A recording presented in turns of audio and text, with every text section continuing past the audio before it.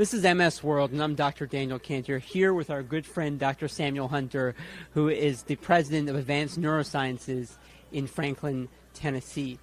Dr. Hunter, sometimes we hear about this idea of iron in the brain and iron being deposited. Firstly, what are we talking about, and how is this important in multiple sclerosis?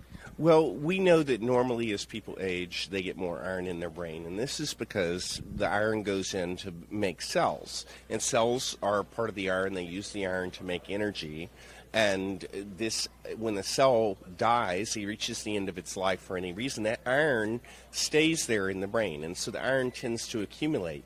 Now in MS, there's also the fact that you have inflammatory cells migrating into the brain. They're carrying iron, they die there.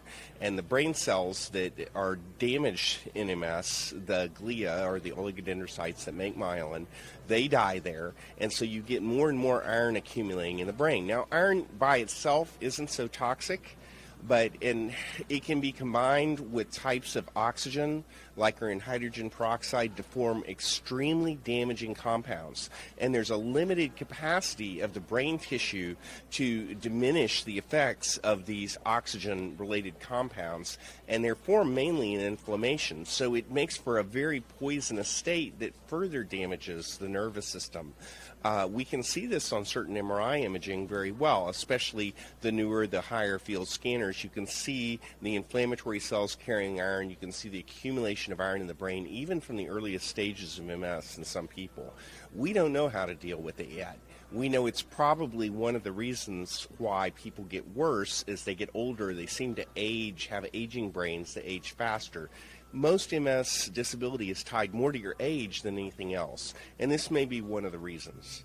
Now, can people just go out right now and go to their doctors and say, do I have iron in my brain? Is that something that they can find out right now? Well, they do have iron, too much iron in their brain, usually if they have MS. And it can be seen on the MRI imaging for more than 10 years. We've reported that out, and it's such a consistent finding. But it's seen in other diseases, too. It's seen in migraine.